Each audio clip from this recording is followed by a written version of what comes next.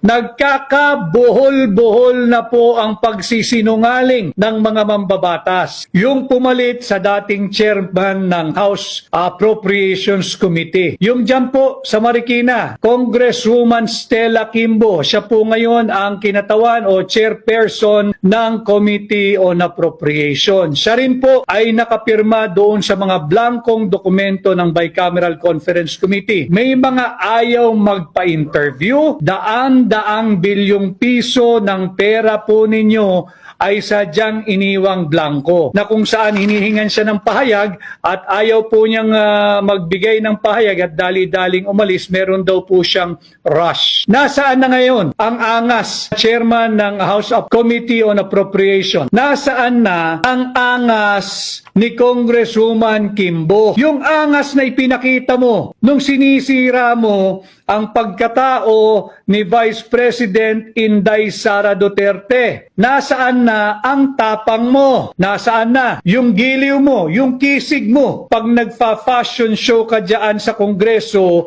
tangan-tangan ang iyong milyong-milyong pisong halaga ng mga bag,